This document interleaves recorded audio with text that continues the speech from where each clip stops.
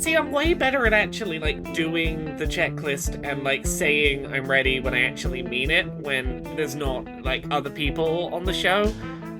Is it just peer pressure? Am I just trying to be cool and feel like, oh, I'm too laid back to, like, do the checklist? When it's just you and me, you don't feel the need to show off by asserting your dominance and clowning on me.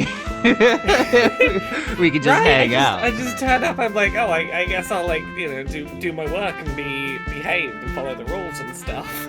As soon as you get a couple witnesses, you're like, hey, everybody, watch me wedgie this nerd.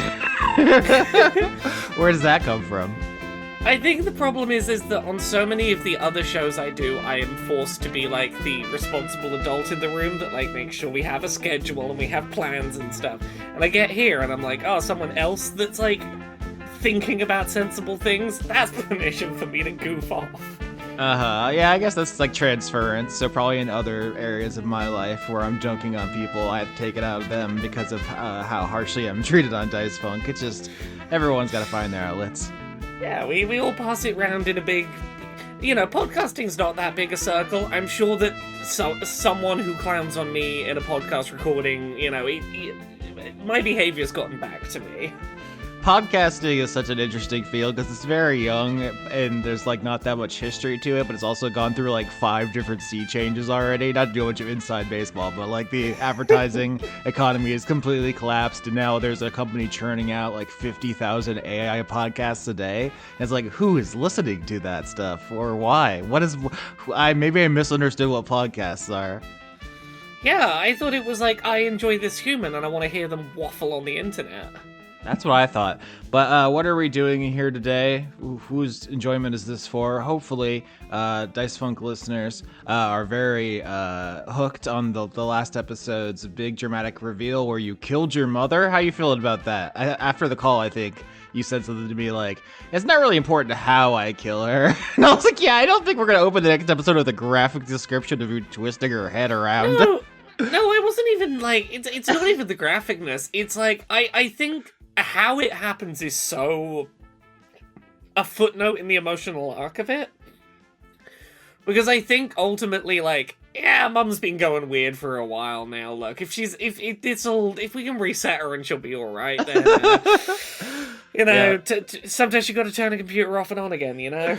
That's one of those consequences of a previous season where we're making the resurrection cult. I was like, okay, we're all going to have to live with this, whatever we're doing now. And this is exactly an example of the payoff. And, you know, 3 seasons from now, when either everyone is a dragon or no one is a dragon, and we have to deal with that, it'll be your fault as well. So that's the secret sauce of Dice Funk, to my mind. But Quinn and I were talking on a recent crew gunk where she's like, after something happens, I immediately want to check in with every NPC. I want to take the temperature of how everyone's feeling, and there's just never enough time. And then we were going into this downtime, and I was like, what do you all want to do for your scenes? And everyone had like 15 ideas, and I was like, this is not going to work. We're always running over already. And Dan's getting married in like 2 weeks. If you're hearing this, Dan is probably already married, so you can congratulate him in the Discord. So all these factors converged, and I was like, I think the one solution that makes sense to all of our problems is instead of trying to cram 150 things into one recording, I will corner each of you with a microphone and try to get you to do a longer session where you tell me about your plans for the start of the Dragon Cold War. My idea is that this is basically a downtime arc, something we've never done before in the history of Dice Funk, and I don't know if we'll ever do again. It's a pretty unique situation. But I think this is going to take place over like 20 years, and you're going to tell me what you do in the Dragon Cold War, and there will be 3 scenes I have loosely planned, like 3 ideas, not even plans, of like representative moments to kind of stand in for things you're thinking about and doing.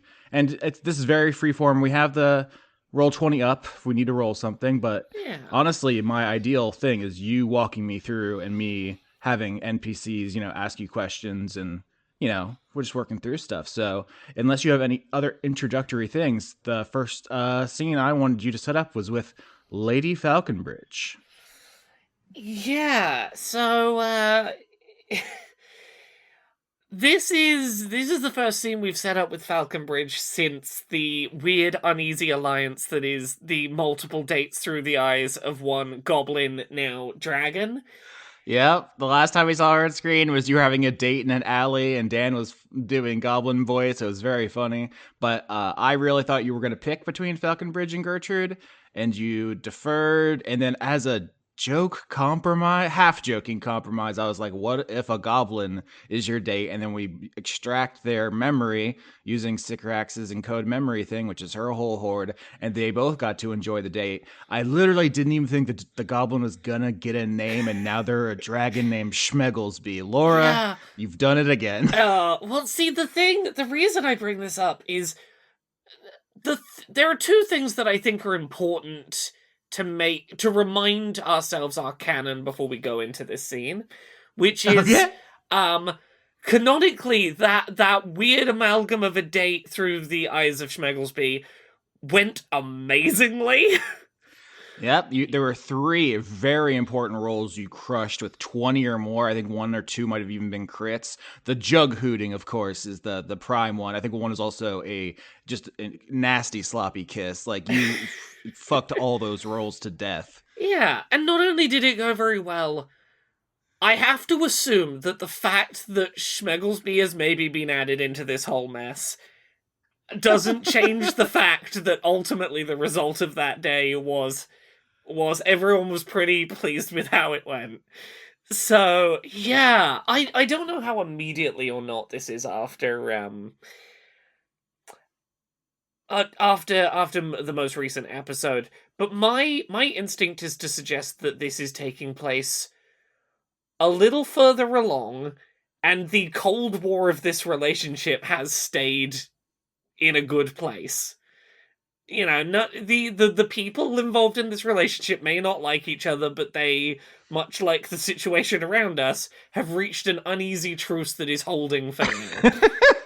I didn't even think of it like that, but that's so funny because, yeah, there's all this dragon conflict, and because Orlando is in charge, he has made it known he does not want the dragons to engage in open combat. Like, they're not allowed to just be fighting each other. So there are, like, proxy wars. That's the Dragon Cold War. And in the same way, you were in charge of this romantic thing, and you do not want Gertrude and Schmegglesby and Falconbridge openly attacking each other, but certainly they are up to shenanigans off screen at all times, trying to undermine each other. Yeah, Austin, you wouldn't believe how happy I was when I realized I'd created the Cold War relationship in the Cold War season. I can't believe that. That feels like something I should have picked up on, but maybe I was tunnel visioned because I absolutely entered this season thinking I'm not going to let them charm everyone. There are going to be people who hate each other so much they can't be reconciled. There's no way you're going to triple crit and balance this, and then you just did, and I just have to be open to it. So Austin, that's how it is. Look, I don't know what it was this week. Everything about Doc Hop crystallized for me this week. I realized that I was in a Cold War relationship, some other stuff about Big Picture. This is the week where it came together, but yeah. it really the opposite of crystallized, because you're now made of steam, so you're kind of enveloping, you're taking up all the space with your gaseous forms, which we have to talk about because in addition to an item you get for your level up, you're also getting an additional epic boon as your genie powers grow, your catastrophic dragon powers. So I don't know if you want to work. I assume you're going to work that into the Gertrude scene, and maybe the item will be a gift from Falconbridge. Is my intuition there? Yeah, I think so. So my instinct as to where we're going with maybe this downtime arc overall is that it is structured around the fact that, like, I don't think Hop believes she can get away with the same trick repeatedly. Particularly now that the person who had been the proxy to experience and disseminate the memories is now maybe also in the relationship. So Hop is doing one-on-one dates to go, look, I will make sure I actually do one-on-one time with you, you know, as we go around. What is Hop doing directly with Falconbridge? That's the question. Yeah, this is going to be, I think, a really critical thing for all these scenes. They're going to be three player characters, three scenes each, in 3 episodes. I don't know what the numerological significance of that is, but I am curious because it is like, yeah, what are the three most important moments in like the opening chapters of the Cold War? And it could be anything. So I'm really open to to the improv of it all. But I think like Falconbridge, the audience knows, is in like Yeah. these constant squabbles with the Cymbalines, because when I record Yeah. with Skitch and Sarah, they keep picking on Falconbridge specifically. Yeah, and on top of that, I think the way that Hop is gonna convince Falconbridge that like, hey, let's do a date that is try and go beat up the Cymbalines and get some information about like where the Loomers ended up is like, yeah, they're being little shits to Falconbridge, but also, hey, if that loom sticks around, your one of a kind special items in your hoard might get duplicated and no longer be as special and unique, and that mm. that can't stand, right? That is one of the biggest stakes of all this, is whoever controls the loom has so much power. Like, I Yeah, think we have forefronted the battle for like Megalon and turning small folk into dragons, which I'm sure will be like yeah. Dan slash Rex's entire thing. We'll get there, but the loom is also kind of I almost said looms large. I didn't mean to do that, but it is very important. Like, if one of the people who is not just a chaos goblin gets it, they will Yeah. fuck up shit way more. Literally, Skitch and Sarah use it to make popcorn. It is simultaneously potentially there to like duplicate incredibly dangerous items on massive scales, but also like it could be used to duplicate one of Falconbridge's like signed sports jerseys and it wouldn't be one of a kind anymore, and we can't have that. She would hate that. But yeah, the fairy dragons are we know they have it. They have it in a room somewhere, and they're just squirting butter into it to watch old memories that they stole from your mom. They're not making big moves. But why don't we open up this episode with a survival check that represents you and Falconbridge, just over the years looking for the Cymbalines. The Cookie Mountains are huge, and you don't even know they're here. Frankly, they could be anywhere. That is a 14 on survival. 14's pretty good. So you don't stumble upon them, but you're, I think, probably going to pick up some kind of clues. So to open this scene, I think when you're out together, Falconbridge can be in her draconic form. So she is like an enormous, almost centaur like dragon with the blue tiefling upper body. So she doesn't normally show that off. But when it's just the two of you together, she can be more fancy free. What kind of a clue do you envision stumbling upon? This could be like a hop centric subquest, like you also have the thing with the floppy disk in your dad that is kind of more Yeah. yours. This is the thing I was going to ask, is whether that is also a thing that we could wrap into this little downtimey episode, or whether we wanted to save that for another time. You specifically sent your goblin small folk out for information on that, and I Yeah. know one of the other scenes we're going to hit is Schmegglesby, formerly a goblin, so that's where I have that Ah, penciled in. okay, yeah, cool. So in terms of what clue we find, I think that it's the first instinct I had was using some of Hop's steam powers to blanket some steam across the ground, and it's in some way going to reveal a path to follow. Maybe it's like the steam ends up like mist settling on the grass, and like, oh, I can see where it's been disturbed with footprints, something like that. Yeah, like barometric pressure, you can like use your steam to like feel out the areas in ways not clear to the naked eye. Hmm. And Falconbridge is following behind you, blue and large, and she's saying, "What item would you most hate for the Cymbalines to copy in your hoard?" Like, some of them are, getting more of someone's knickknacks or whatever. They're still cool. You can still put them on the shelf and look at them. But Hmm. what would absolutely ruin the value if there were two of them? Oh god, I think it's got to be the out of date Goblin History pop up book, because like I love it as a weird curio that I can use to like throw people off of the track with some fake history. As an academic, I cannot stand the idea of there being hundreds of copies of a fake history book out there, because, like, it's fine when I'm deliberately misleading someone with fake history. If someone were to tell me a fake history fact from that book, I would be so goddamn annoyed. Yeah, basically be like the answer key for your test being out there if someone else could look at it. That's no good. Because, like, look, I rely on, I tell you a fake fact and, like, open the page and show you the book, and, like, I rely on them going, I didn't know that, and, like, that moment of surprise selling the thing. But, like, if I tell them a fake history fact and they go, oh yeah, I've heard that, I read that somewhere, I'm like, no you didn't, it's fake, stop it.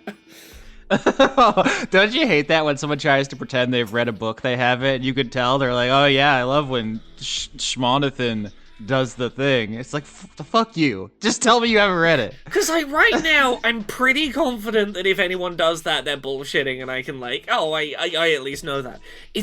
If there were hundreds of this book out there, I'd be like, maybe you actually did read it, and then I'd kind of wanna correct my own lie just to set the record straight. Yeah, just blowing up your own spot. You two are just, like, laughing your asses off about this as you're looking through the grass, trying to find Cymbalines.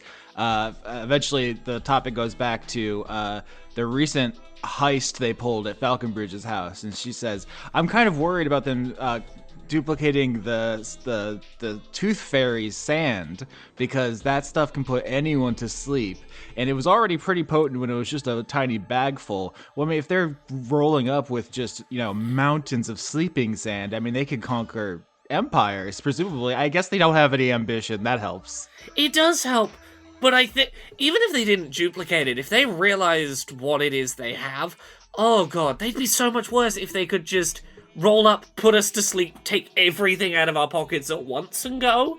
Like, the hit and run was bad enough.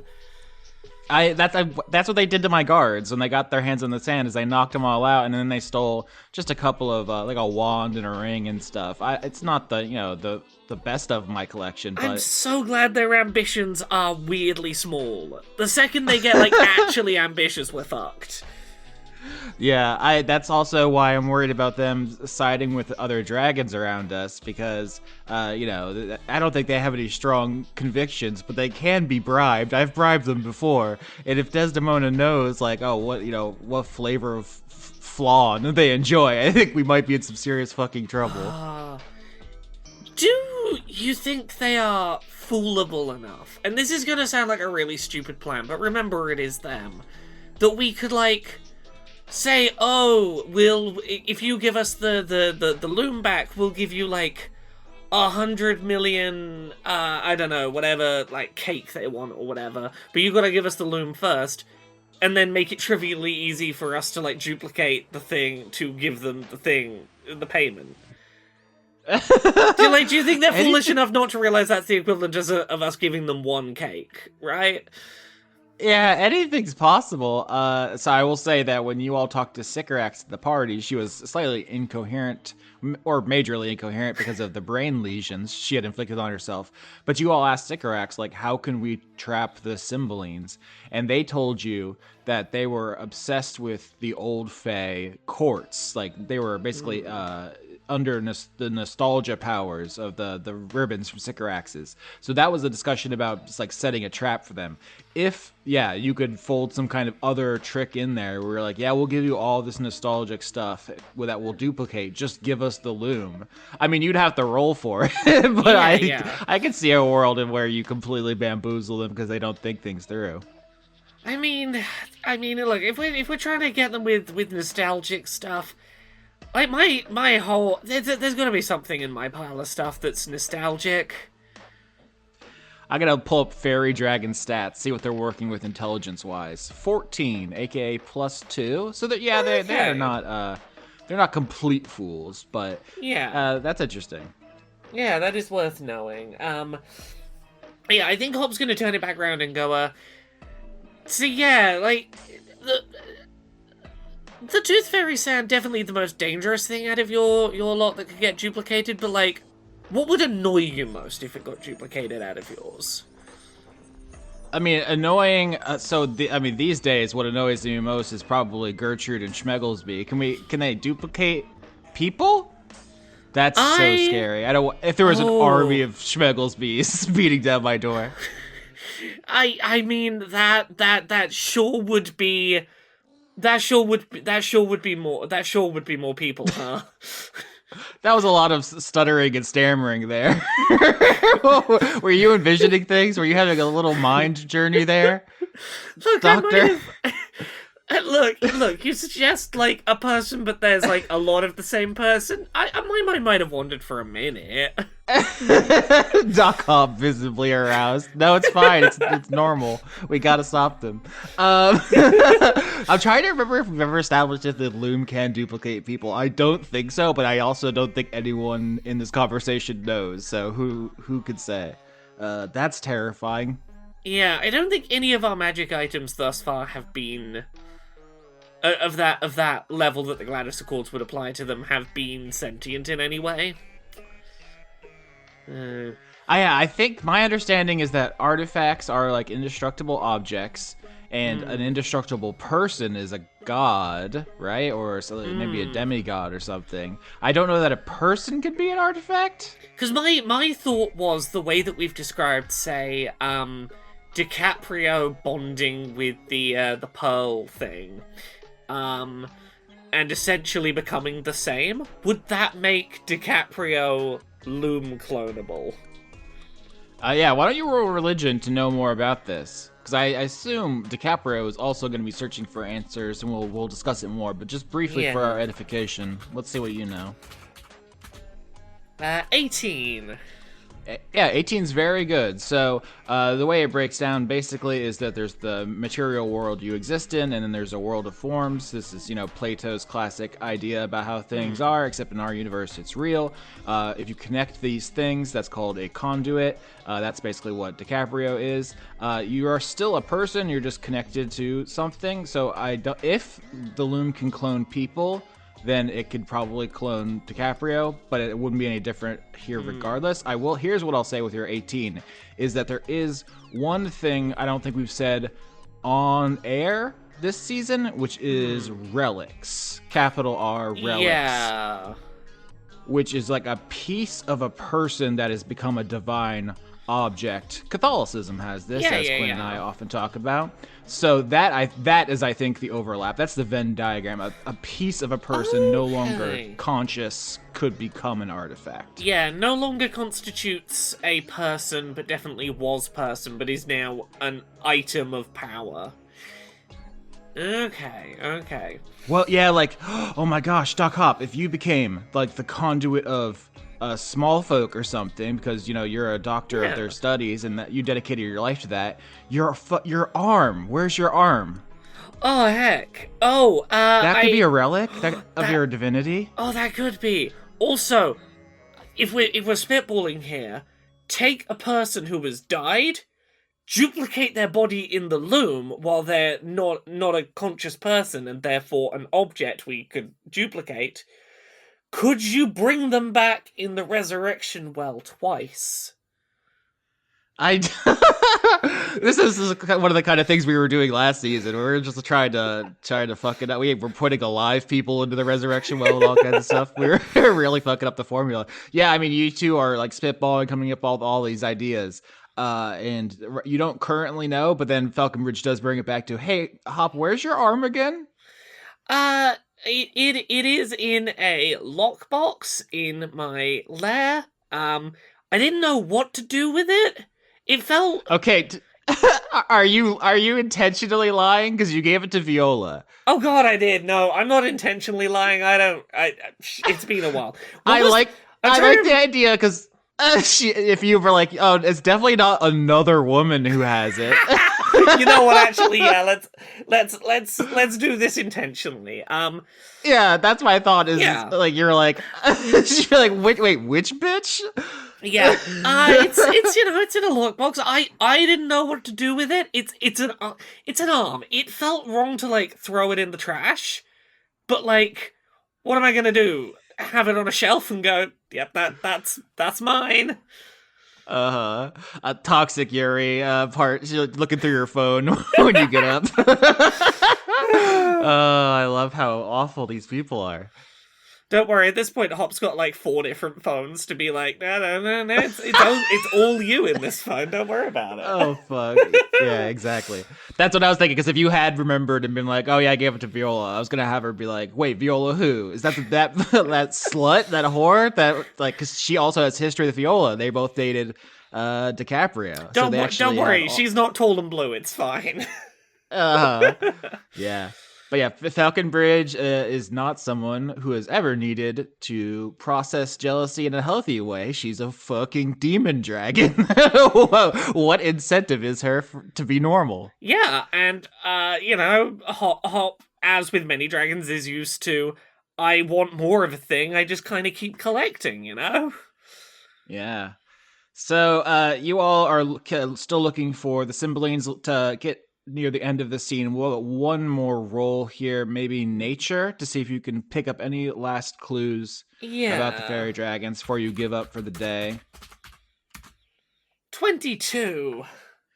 Wow, that's really good. Okay, so over the years, before the next arc starts, you and Falconbridge go on these Cymbaline dates trying to pick up clues for the loom. And at the 22, you get a pretty good lead, which is you start finding like picnics around the Cookie Mountains. So I will say 2 things here. One, as you think they're still in the Cookie Mountains, if anyone's taking notes, that's good, because they could be anywhere. They could be at the Resurrection Cult. They could be like, in the Shire. There's no limit to that. So that's a huge narrow down. And the second is they do seem to be meeting up somewhat out in public, and you find like, bones of food they've eaten. You find like discarded, what's the word I'm looking for? Like plates and cups or whatever. Whatever fairy dragons would use to eat. It's just like, oh, they had a.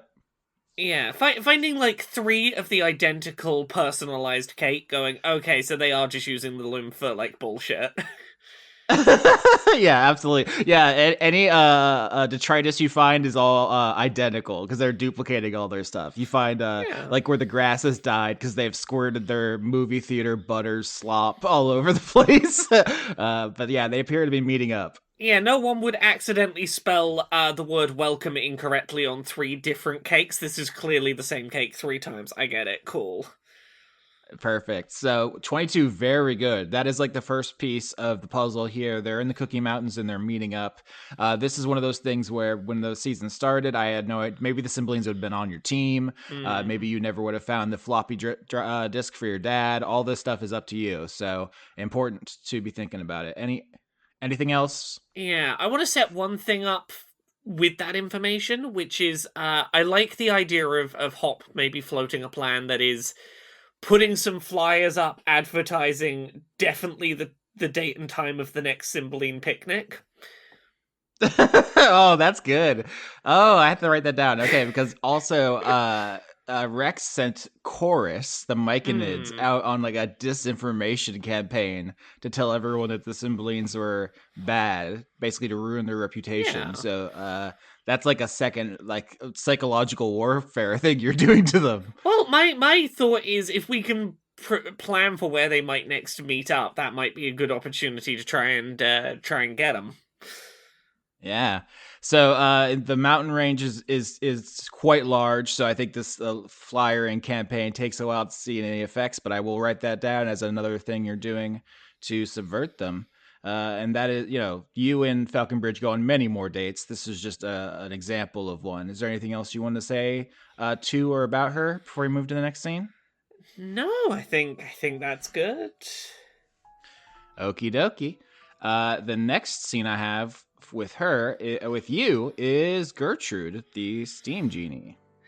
Yeah, so I think where things are going with Gertrude is I think Hop's starting to shop for new hoards, because if this is taking place over 20 years, like, we don't have to set anything in stone, because I imagine this is going to be next arc, we'll be answering some of this, but 20 years is long enough that word has probably started to spread amongst small folk that the ability to be turned into dragons is happening. Whether that is actually starting to mechanically happen or whether that is on the big picture for them still, who can say, but I think Hop is very aware of the fact that, like, in a dragon's lifespan, there is a very short window of time left in which small folk sentimental items is a viable thing to be collecting. And in acknowledgement of that, Hop's trying out some new things, trying to see what works. Mm-hmm. Yeah, I will say that in the sense that this is the Cold War season, sometimes I've used like James Bond metaphors. You all are not Oppenheimer behind the scenes making like that kind of stuff happens. You're the ones who go on deadly missions and seduce ladies. You're not bothering yourself with the minute details of what's going on with all that stuff. You don't, at least, you don't have to. I think Rex might get his hands a little dirtier. Yeah. But yeah, you're going shopping. Fuck it. Yeah, so I think this is Hop and Gertrude are going around trying to find... This is the equivalent of the fashion montage, but for what's my new special interest. Mm-hmm. Yeah, I should pull up I bet there's some side of things like dragon hoard generator. Let me type that into Google, see if the internet still works at all. Because I'm not the first person to make weird dragon hoards, right? Let's see. Generator. What's... Loot? No, they gave me a loot generator. That's not exactly what I wanted, but maybe it'll be useful. Let's see. This is for 5e specifically. I'm using the loot generator. First loot, 10 gold pieces. Second loot, 12 gold pieces. Third loot, 10 gold pieces. Wow, okay. This is not helping. Is this how people play Dungeons & Dragons? Weird things for a dragon to hoard. Let's see where we start from there. Unconventional dragon hoards. Or list... I was going to click on list of 100 dragon hoards. Like, that might be actual, like, not silly stuff. What do we got? Give me a random number, Austin, and we'll see what it suggests. 69. 69. 69. Sorry. Humanoid skeletons divided by race, age, sex, nationality. Some of them look incomplete. Okay, I'm not sure why I got into the weird subdivisions there, but that is essentially Viola. It's like, that's not what she collects. Yeah, it's broader. I can see a world in which Hop tries collecting, like, small folk skeletons. It's like, look, if I can't collect the stuff that meant something to them, maybe just a dead small folk propped up in the corner will mean something. Yeah, if you're going out there into the world looking for things that might spark joy with Gertrude on a date, and you start picking up skulls, and she's just like shaking her head in the background. Actually, please don't get into phrenology. Oh this no, is not good. No. Let's have another look. Jars filled with different kinds of sand. Okay, I mean that's geology adjacent. That's not an entirely embarrassing thing to be into. It's a little limiting. I think if you had come to me at the beginning of the season to be like, I'm the sand pervert, I wouldn't have said no. I would just have been a little hesitant about committing to that. Again, I can see a world in which Hop as like a history buff scholar would be like, maybe there's a world in which like I collect sand and like that's made up of the different kinds of stone and that tells something about the history of the place. Like maybe that, I don't think it's quite doing it, but I can see how Hop would think maybe it's worth a try. Yeah, I think Gertrude is trying to be supportive. I feel like the vibe is like the boyfriend who holds your purse in the store, and there's like a little gaggle of boyfriends while sitting while you try stuff on. It's like, I'm trying to be supportive, but this this is not my thing. I don't really get it. Oh, what about this one? This dragon collects miniature cities in jars that first appear to be models, but turn out to be cities shrunken by magic. Whoa, that is pretty good. That's pretty cool. Yeah, honestly, shout out to the internet. You're 99% fucking garbage. But I could see a time where, Hop was like, okay, all small folk culture is going away, ? I got to preserve some of it. I'm going to become a sicko and start miniaturizing people and keeping them like, what are they called? Ant farms. I mean, genuine suggestion, I could see Hop becoming the kind of person that makes model villages. Just keeps flying over small folk communities to be like, Yeah, let's get all those details. Okay, well, I'm gonna paint like a tiny little figurine of the mailman to put here.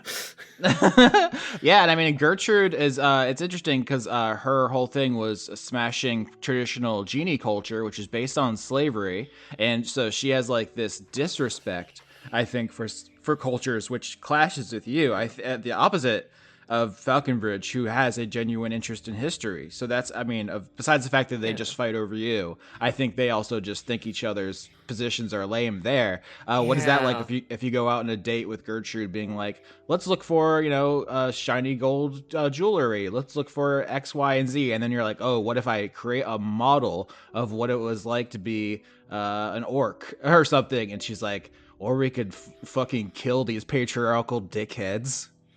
Yeah, but then they stop making. Look, I agree. It'd be cool if they didn't do the stuff that sucks, but also, if we don't like keep a little capsule of of that history, it all gets forgotten. Time is so fast, and they're so small. Do you not think it's worth forgetting some of the suffering? I mean, okay, so this culture, she's like, you're talking, I guess, about one of the orc tribes that you've come across some of their artifacts. It's like they have a completely misogynistic culture of dominance and war. And not only do you want to preserve that, you want to turn them into dragons so they have even more power to impose that on other people.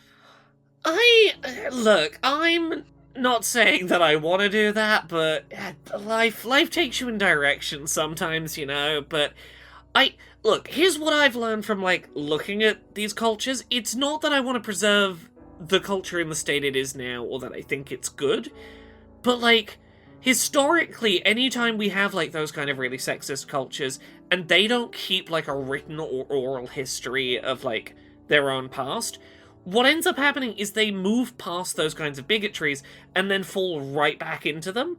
And you see way less rates of them falling back into those kind of behaviors if there is some kind of historical record of, oh, we used to be like this and it was kind of bad and we did something about it.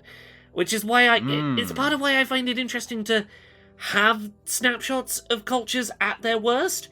Is that, if you don't snapshot that stuff, they forget that it was ever a thing and they do it again.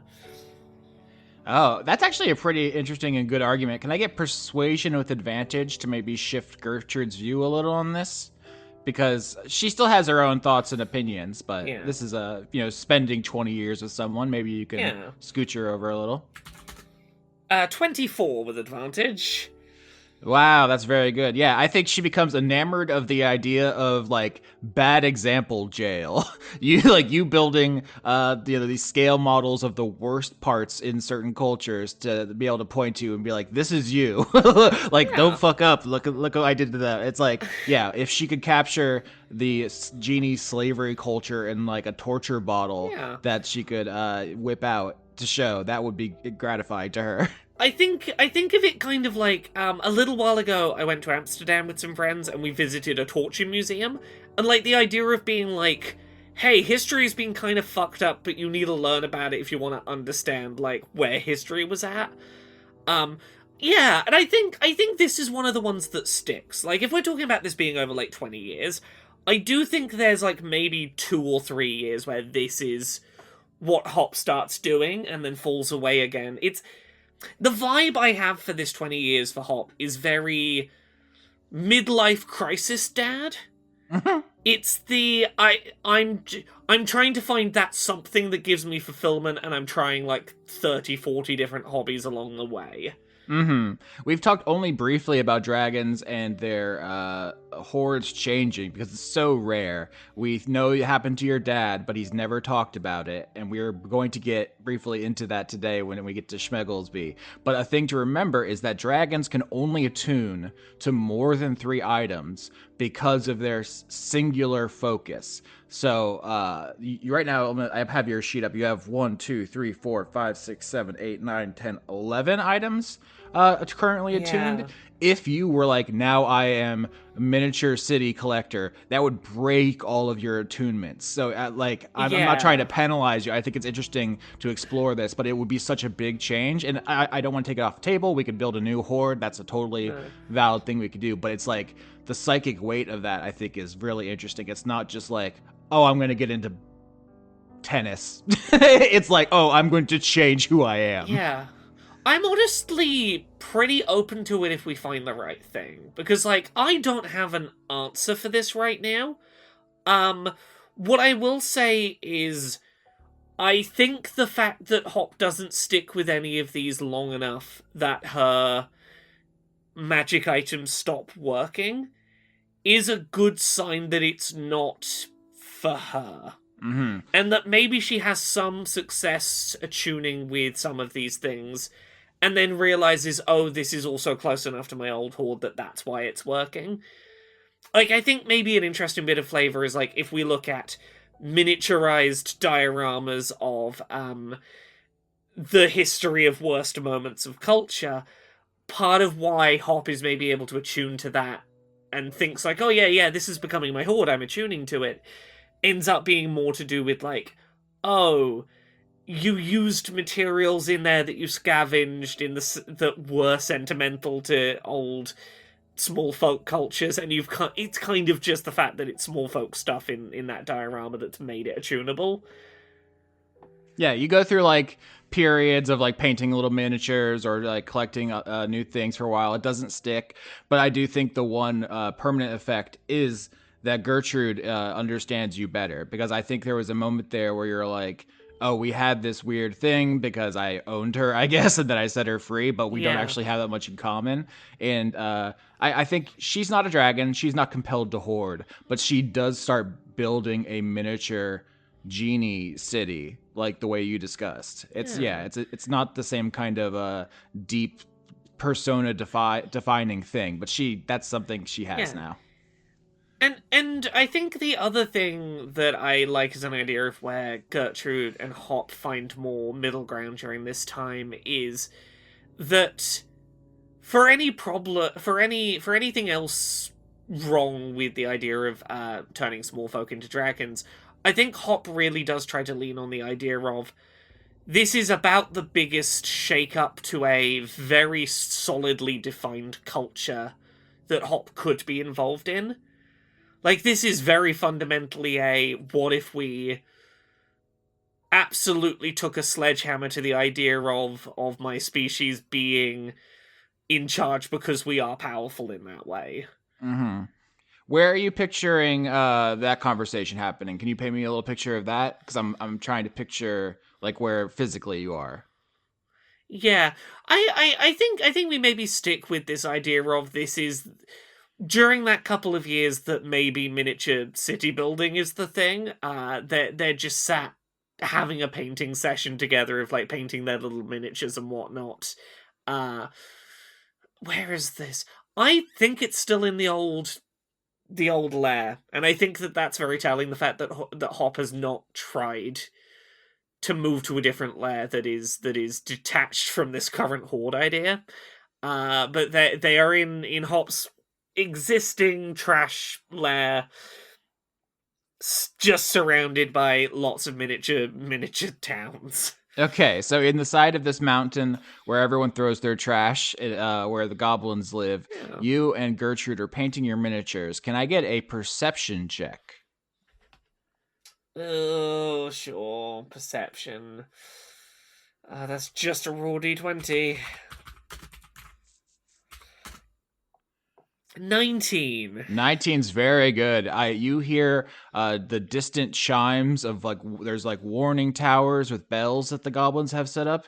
This is specifically for this purpose, but you were not too deep in the tunnel vision of your painting to miss this out. You are being attacked. Your lair is under attack right now. Oh gosh.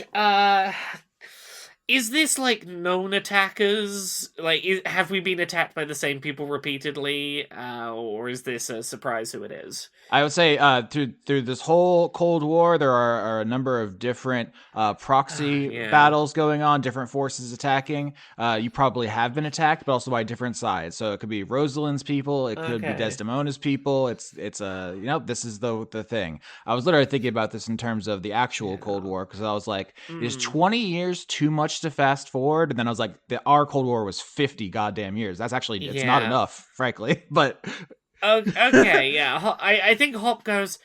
Okay, we're gonna need time for this coat to dry anyway. You up for giving me a hand with this? Gertrude lights up physically and emotionally, her body billowing out with heat and wind, and she says, "Are we taking prisoners today, or can I just have some fun?" Have some fun. Go on. Hell And yeah! Hop heats up in to try and match Gertrude's energy with the steam. Yeah, you two explode out of the your painting studio. I mean, doing as little damage to your miniatures as possible, obviously. It's tiptoe, tiptoe, tiptoe, barge. And you see, yeah, your goblins are engaged in skirmishes with what appear to be dwarves from Enobarbus. You are a dragon, so you do not need to roll initiative to fight them. My question is, can I get a couple of skill checks or saving throws to how you handle this? So Orlando has made it clear, no dragon on dragon violence, but he has no control Yeah. or desire to control small folk killing each other. Yeah. I think that Hop is making an effort to not harm her own small folk. Okay. Like, I don't know what her changing relationship is necessarily going to be at this point with her small folk, with this looming fear of you might all stop being small folk. But she is trying to be precise enough that she's not indiscriminately attacking. Yeah, can I get a sleight of hand check to do precision strikes? Yeah, because you are a living thermodynamic explosion. You know, you are a force of nature. You could just vaporize the hillside if you wanted, but you want to keep your little guys Yeah. out of it. 9, so a little sub-average. Yeah, I mean, you've done all good rolls today. I think you've succeeded on everything you've tried. This is the first time you Yeah. failed. I don't think it's a massacre, but I think you burn some of your people worse than you meant to. I think it doesn't have to be a huge tragedy, but something to think about is, you beat back the dwarves. Enobarbus, of course, once wants revenge on you and Gertrude. You killed him. You put him in the queue. Yeah. Gertrude specifically. Yeah. He and his people fucking hate you, frankly. So you know why. I don't have to go. I don't have to explain. No, I get it. Yeah. I think flavor-wise, part of that, like, burning some of my own people a little more than intentional is just Hop getting a bit wrapped up in trying to match Gertrude's energy. Like, I think solo Hop probably could have been more careful, but, she's trying to show off in front of the high-energy girlfriend. Yeah, I like that. It's really good because I feel like there's a sense that all the girls fighting over you puts you in this kind of power position over them. It's like kind of ripe for a manipulative attitude, but also you do have this kind of deep well of insecurity even then. Yeah. So I think that actually makes a ton of psychological sense. Now, do we let them retreat, or do we follow after them on the runaway just to really sort of put the fear in them?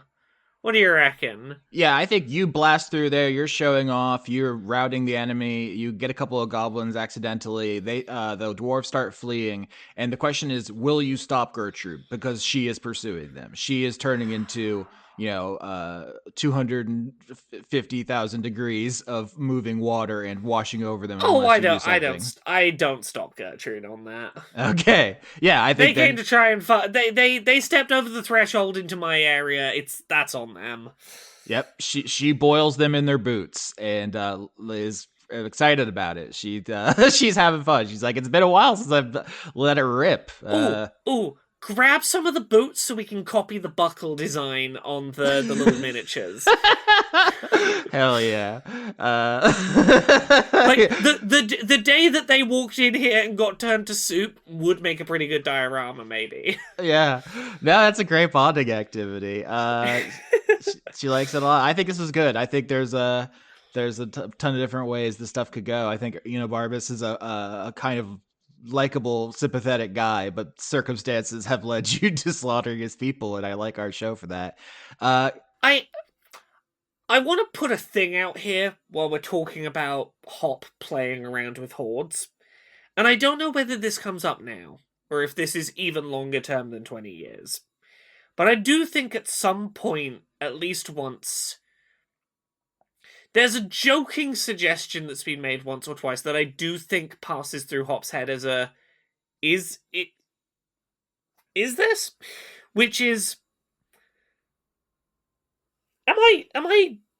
Is my thing gonna be hoarding big blue girls? It's conventional, but as much as like it's been a joke, I think the thought has probably passed through Hop's head at least once or twice. I mean, we did used to joke that was Dad's hoard, huh? I think it's not without precedent in dragon history, right? Some dragons collect beautiful maidens. Yours being blue is just more specific, and the three scenes we have today are Falconbridge, Gertrude, and Schmegglesby, all beautiful blue women who you clearly derive a lot of your psychological satisfaction from. I don't know if 3 is enough to be the start of a new horde. And it would probably mean throwing out most of Hop's current set of items. But I think if, let's say, the next time there's a downtime, we were to make it canon that there's like 15 blue girls, and we don't necessarily name all of them, maybe at that point, yeah, maybe Hop has to accept that her horde has become big blue women. Yeah, I definitely think that's a direction we could go, especially because if all these scenes of you looking for a new horde are, I take a beautiful blue woman to look for a horde, I take a beautiful blue woman to look for a horde, and it's like, oh, there's only one through line of what is actually giving you happiness. Yeah, that is the thing. It's when, if we're being genuine about it, I think right now there is probably a part of Hop that goes, every time I've, like, fought for something, it's been big blue women. Every time I've, like, cared enough to dig my heels in on something, it's been big blue women. Big blue women they gotta be an abundant resource. Yeah, and it's like, okay, you would lose access to like the tinfoil hat and the pop-up book, but who knows what power blue women could give you. Blue women have access to all sorts of dark sorceries. I feel like I personally get most of my powers from women historically.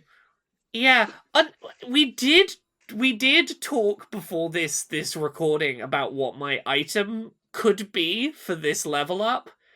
And we did suggest it might be another blue woman.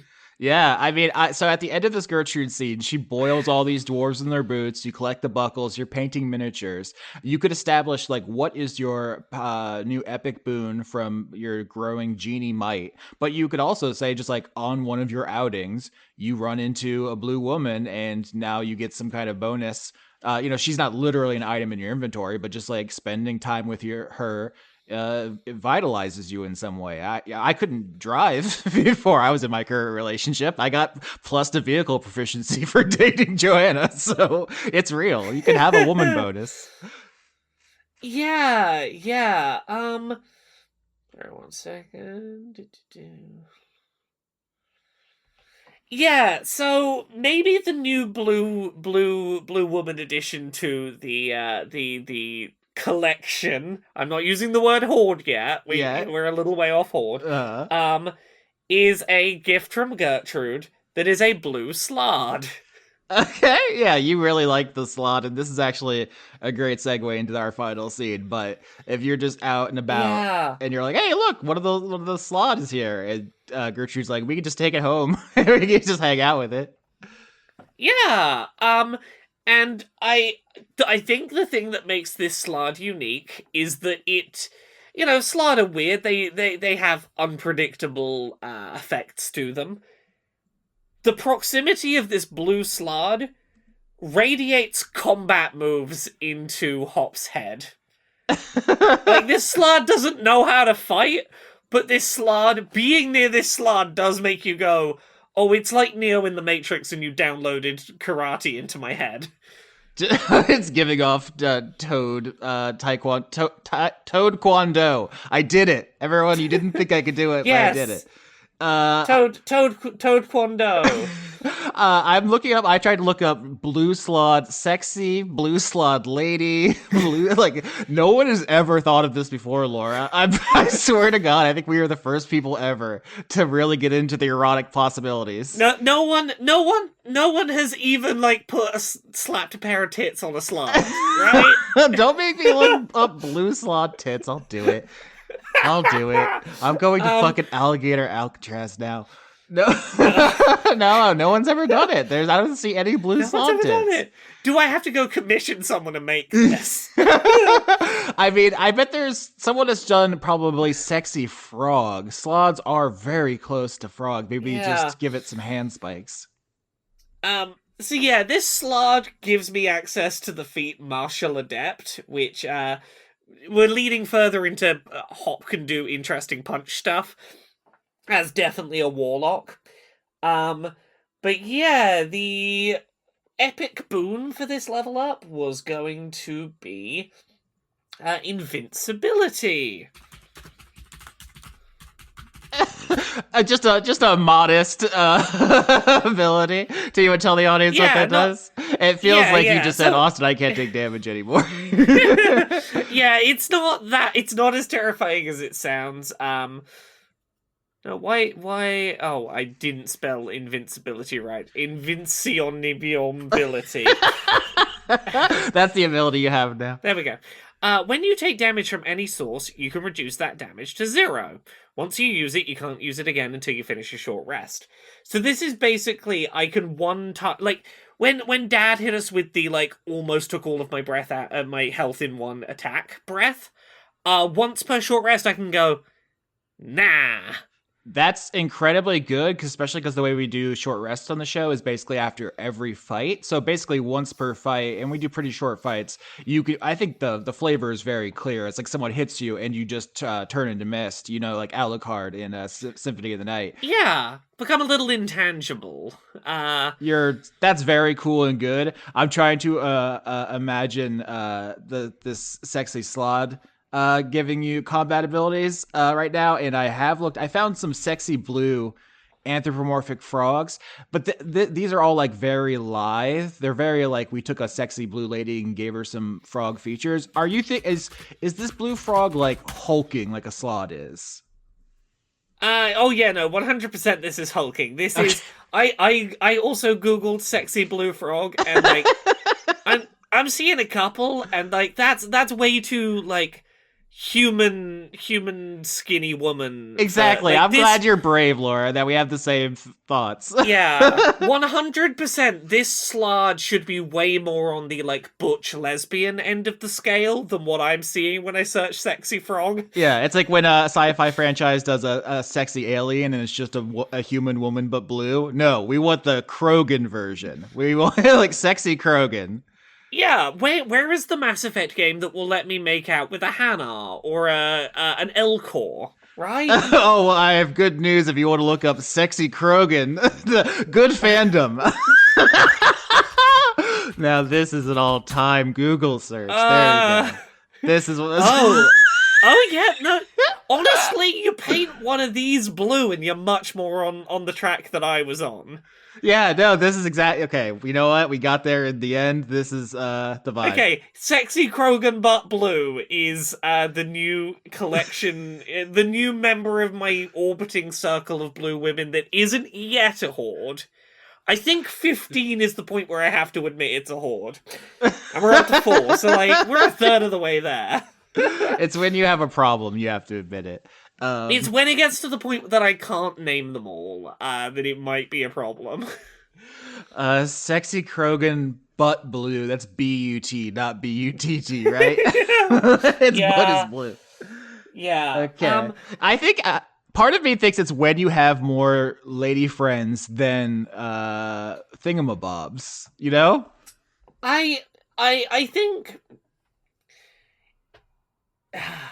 so. Hop definitely has more things in her hoard than the magic items on my sheet, but the magic items on the sheet are the important things in the hoard, I guess. Yeah. The They're the ones you're currently actively yeah. attuned to. I guess if I make the number of women in this group higher than the number of things in my equipment, my magic item attunement list, Yes. that at that point I lose access to all my fucking magical items, and now It I've got flew blue too woman close to the powers. sexy blue sun.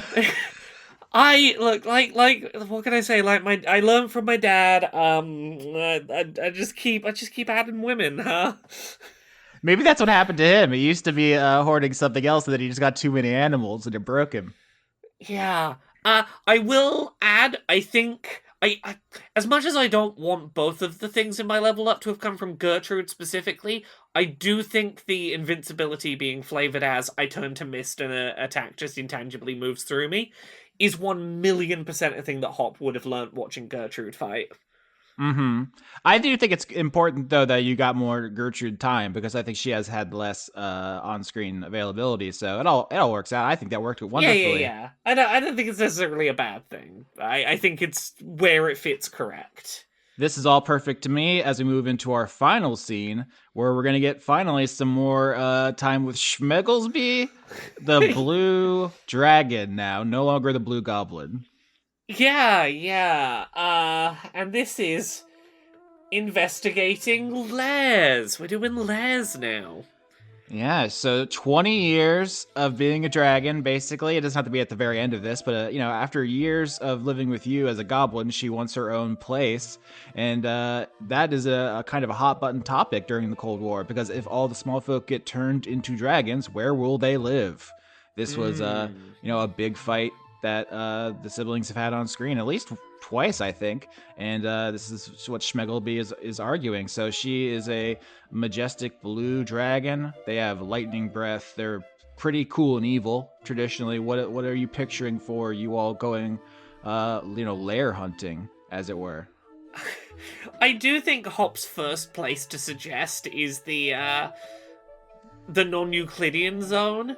If for no other reason than that's a hoard that by definition doesn't take up physical space, and no one could complain about taking one of the first small folk dragons and literally taking up no space with them.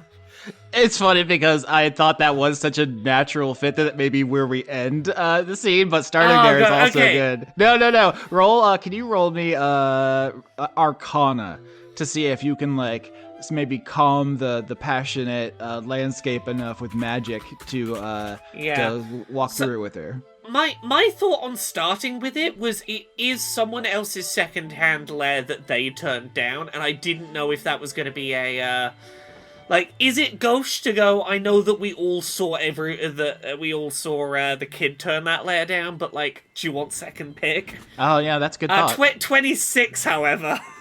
on Arcana. That's a great friggin' roll. I mean, yeah, that's a consideration is this giving her hand-me-downs? She probably won't like that, but also I think we've established, and where I'm interested in going with it, is she is kind of obsessed with you. She was like, I'm trying to think of the equivalent. It's like if you're a street urchin, and suddenly you're plucked out of obscurity, and it's like the 50 Shades of Grey sort of situation. Are you suggesting there's an unhealthy power dynamic at play here in this toxic Yuri? I think if you brought her to a mud hole and you were like, "This is your house," she'd be like, "Oh, thank you, my lady. You're so generous." But with a 26, you could, using your powerful warlock magic, make this place extremely good for her. The Slod already live here. They could be her small folk. We don't have to, do a whole Ulysses arc of getting this perfect for her. But it's a strong start, I say, as you, with your 26, are able to lead her through it. So she says, "Did you ever have any other lairs before the current one? You got it right on the first try?"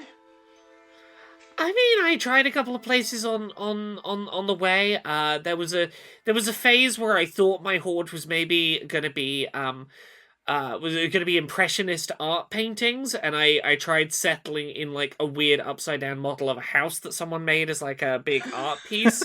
Um, it's I could never get my head around the tables glued to the ceiling. Like it all. I thought my brain would just like mentally go, that's okay. It never did. You try some things as you're exploring. Wow, I know that you've been experimenting with. I could probably do the dad's goblin voice, but I would never do it justice. It's like, but you've been going out with Falconbridge and Gertrude and trying new hoards. Are you looking for new layers too? I can help. I mean, right now that lair feels right until if I find a new hoard, the new lair I think would naturally follow. Like, if to me it makes sense to pick a lair that fits with the hoard. Like, do you have a hoard picked? Have you gravitated toward a hoard yet? I have my collection of of Doc Hop memorabilia. I have your discarded scale, and I have a copy of your degree, and I I have a little statue of you. Oh god, can I roll like insight? Is this genuinely Schmegglesby's hoard? Yeah, absolutely. Oh god. Insight. Oh, that's okay. 8. Oh, 8 fails. I think you can't tell if she's joking. I'm curious, Laura, is that too far? Is it if she's like just painting paintings of you every day and Austin, yeah. I think we gotta go through to get out the other side of what I've committed to here. I don't think that's too far. Okay, yeah. Look, I will put my cards on the table. If this is ever gonna end, it's gonna need to get messy to get there. So yeah, I think it's good though, because in the Toxic Yuri flavors, right? The first 2 you started off with are very strong-willed, powerful women. Like, they're not gonna let you kick them around. This one, if you wanted to go that direction, you could kick Schmegglesby around a little bit if you wanted to. And I don't think that Hop wants that in any way, but I do. I think if anything, Hop is not used to someone being so non-confrontational. Yeah. I mean, your siblings have bullied you your entire life. They're like, your interests are shit. You're a nerd. You smell. And Schmegglesby is like, if you need somewhere to walk, I could lay down on the ground if you don't want to get your feet dirty. God, this is a terrible idea to say, but I had the thought come into my head. I'm like, oh, I do have to say it now. Hop says, well, if I end up finding a new hoard at some point, and as a result, a new lair, I guess my old lair would be open and available. Oh my god. God, yeah, no, I couldn't not put moving into her apartment on the table. That's brutal. Can I get a dexterity save? I think as she globs your shit completely. She's huge. She's not used to being huge. She's enormous now. Oh god, I have no dexterity because of that whole magic thing. 7. Absolutely crushed. Yeah, this adult blue dragon throws herself into your arms. You go ass over tea kettle. This mountain is constantly shifting. You find yourself in a swirling sand fall into a pit of, like radiating glass or something. You fall for weeks. You're lost in the mountain in this torrid love affair. It's not good for either of you. So while we're falling past the same building over and over, how are you adjusting to being a dragon, huh? It kicks ass. I can shoot lightning and fly. It's so good. Yeah, I you know what? I really don't stop to appreciate often enough how good it is to be able to, like, be super powerful and fly and stuff. Why would anyone be a goblin? If someone turned me back into a goblin, I would cry, so I would become a raisin. I would cry all of my insides out and die. Well, as far as I'm aware, no one's asking you to do that. I think Rosaline is explicitly trying to do that. She sent spies after me. They're hunting me actively, and she attacked me at the party. It's not ideal, but you've had some time now to be ready to fight back. You can take her. She's not that bad. I have an army of slod now. Well, I mean, if you're settling here, then I guess you got a army of slod, yeah. Okay, Laura. When Schmegglesby and her army of slod attack Rex's mother, I don't want to hear anything about it. I don't want you all to act like I'm being unreasonable. No, Hop will try and talk her down a little on that.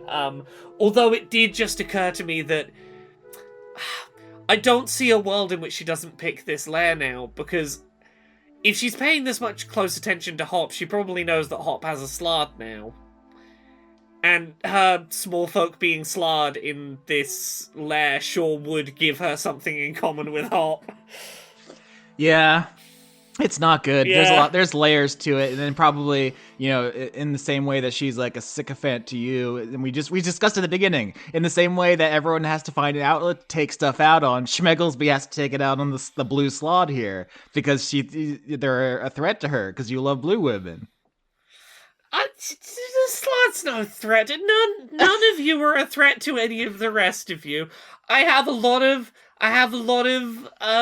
compassion to go around. I have space in my heart for many blue women. Schmegglesby does not believe in compersion.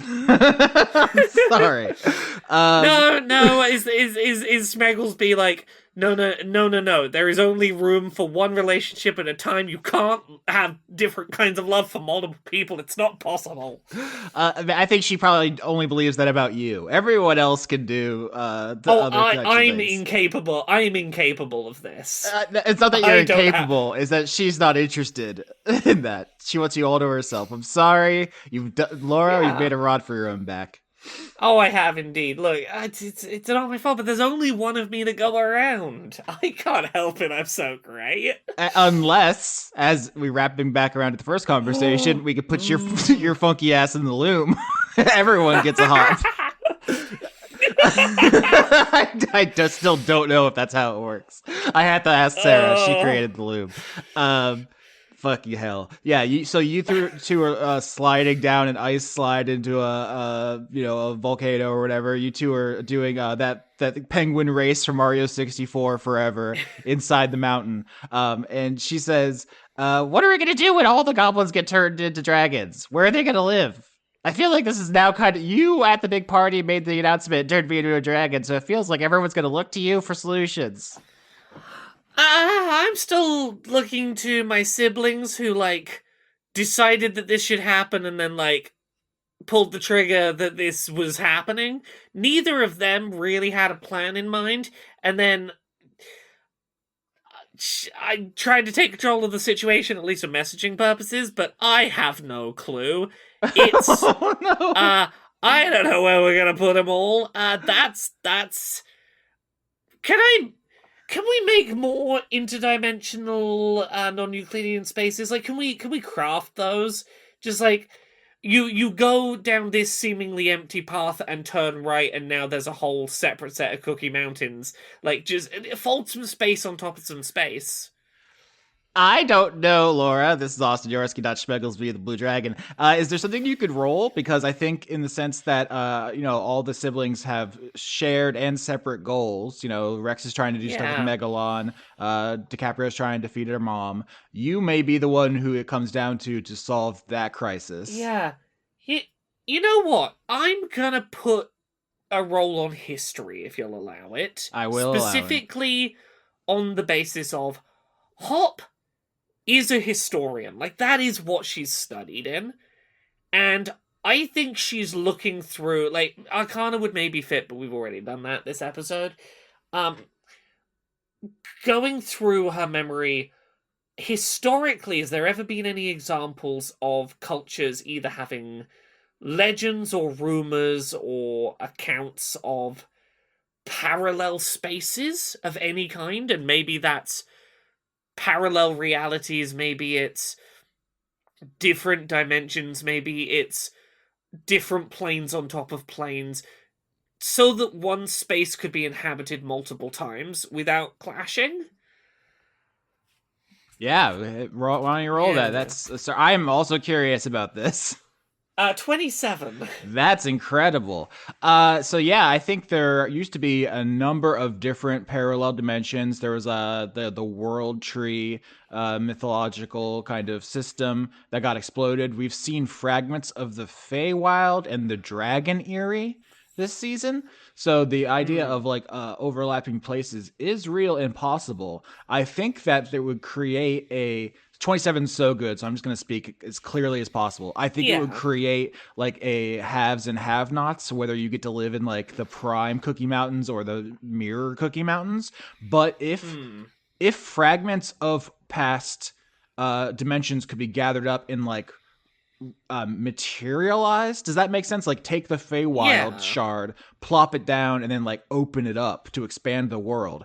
I think you could absolutely create more mountains. But that's in the same way that finding the loom is like a long-term project, and discovering the secret of your dad's hoard is a long-term project. Yeah.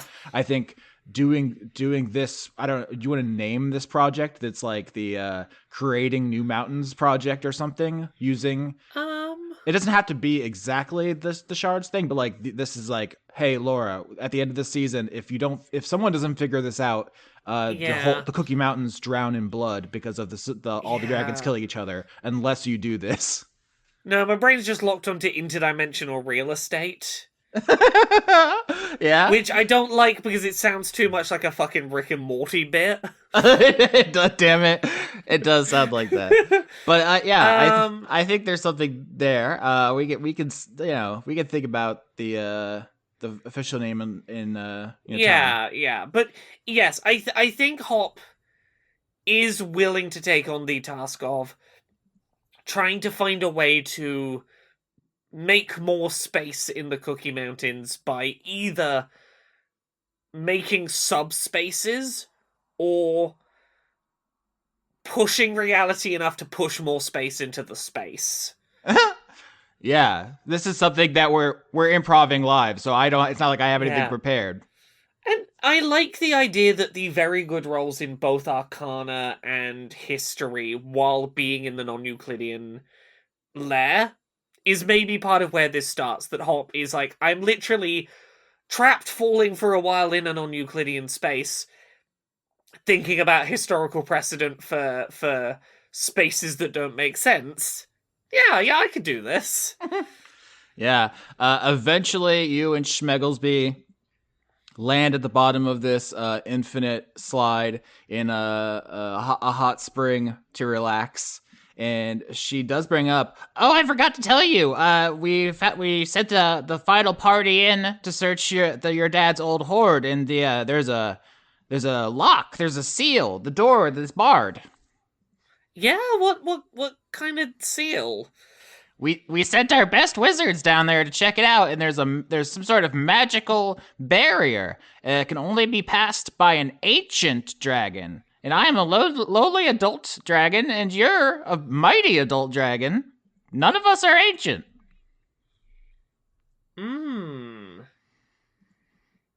Interesting.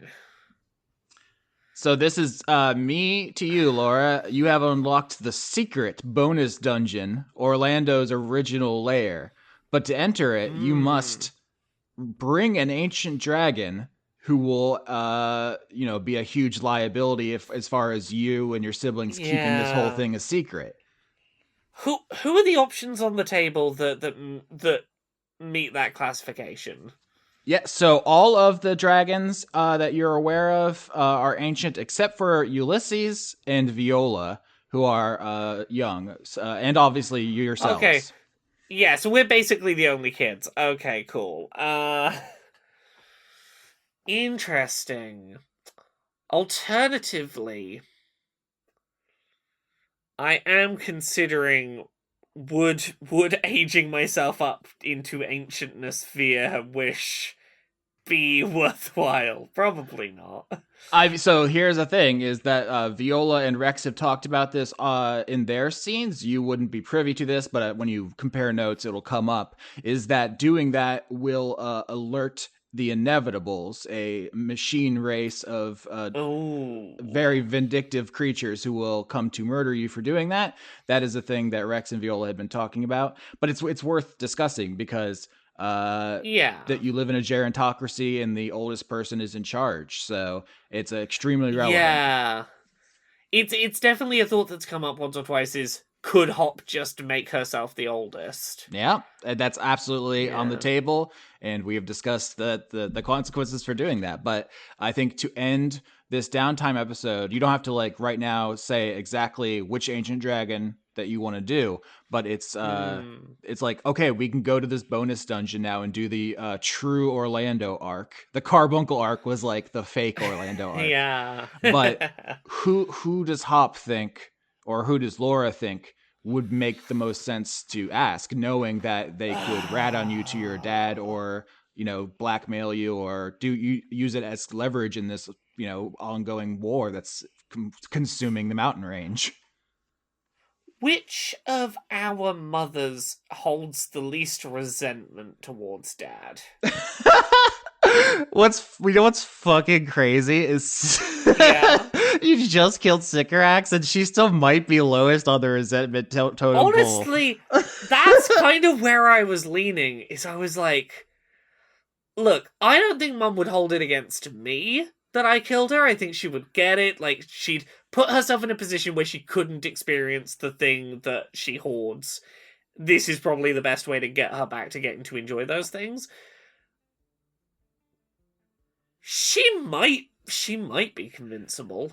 Yeah, it's not set in stone, but I think that's a really interesting note to leave off on, because the next arc is the Sycorax arc. My plan was for you all to choose the order that you do the remaining lair checks, but because you killed Sycorax, her lair is unguarded, and so it just, to me, stretches suspension of disbelief not to go check her lair while it's unguarded. So that's good. I think, That's going to be the next one, and then if you want to ask her, obviously you can check in with DiCaprio and Rex, but that is, I think, a fascinating thing, because Rosaline going against Orlando seems unlikely, considering how much of her power is tied up in being his partner. And then Desdemona, of course, is just a seething cauldron of resentment. So I think this all ties together, like, shockingly well. Yeah, and I still think that this is one of the more intact parent-child relationships that could be leaned on for a favor. Yeah. I'll need to think about it, because she's gonna have opinions about what happened, but she's a very mercurial person, so I'm excited to see what happens. I kind of get to enjoy the chaos as a spectator, because I never know what I'm going to say until I start talking. she got to enjoy actual death. That's a thing I know hasn't been on her list before. Yeah. All right. Anything else you want to say to Schmegglesby while you two are chilling in the hot springs? You have invincibility and a new blue buff Krogan butt girlfriend. I think we walk out on Hop being like, okay, I promise to try and at least slow down in my acquisition of more blue people. I'll try not to take it too quick, okay?